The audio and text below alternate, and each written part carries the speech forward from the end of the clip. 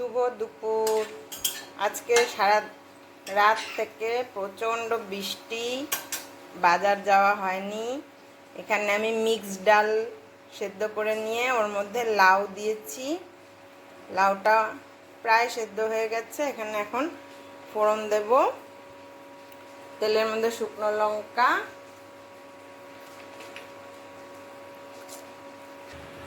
এই যে পাঁচফোড়ন দিয়ে দিচ্ছি। এখানে ডাল সেদ্ধ করার সময় লাউয়ের সাথে প্রথমে ডালটা দুটো সিটি দিয়ে সেদ্ধ করে নিয়েছি। আগে ভিজিয়ে রেখেছিলাম ডালটা আধা ঘন্টা, তারপর ভালো করে ধুয়ে দুটো সিটি দিয়ে সেদ্ধ করে নিয়েছি। তারপরে লাউ দিলাম আর কাঁচা লঙ্কা দিলাম। এখন একটু হলুদ দিয়ে দিলাম। নুন আগেই সেদ্ধ করার সময় দিয়েছি। আর এই যে ফোড়নটা, ওটা এখন আমি ডালের মধ্যে ঢেলে দিব।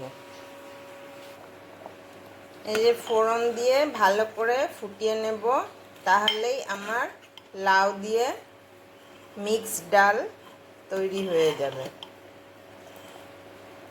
কেউ চাইলে এর মধ্যে একটু মিষ্টি দিতে পারো, যে যেরকম খাও। কেমন হয়েছে ডালটা?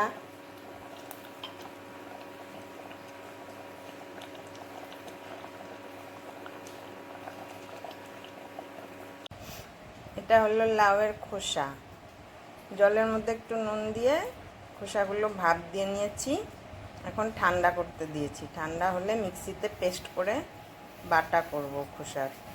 লাউয়ের খোসা বাটা খেতে খুব ভালো লাগে। সেদ্ধ করা লাউয়ের খোসাগুলো ঠান্ডা হওয়ার পরে যেইভাবে মিক্সিতে পেস্ট করে নিয়েছি, এর সাথে কাঁচা লঙ্কা দিতে হবে। আর আমি তেলের মধ্যে একটু রসুন আর শুকনো লঙ্কা ফোড়ন দিলাম। তোমরা চাইলে রসুনটা ওই লাউয়ের খোসার সাথেও বেটে নিতে পারো। আমি এইভাবে দেই। ঠিক আছে, এখন এই পেস্টটা আমি তেলের মধ্যে দিয়ে দিচ্ছি। খোসাগুলো সব বেটে তেলের মধ্যে দিয়ে দিয়েছি। এখন নুন দিলাম,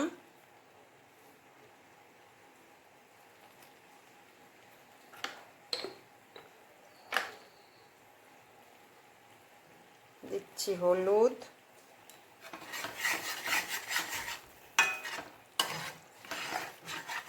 লাউয়ের খোসার অনেক উপকারিতা আছে। তেলে না দিয়ে এভাবে বানিয়ে খাবে। এই দিয়েই এক থালা ভাত খাওয়া হয়ে যাবে, সাথে আর কিছুই লাগবে না।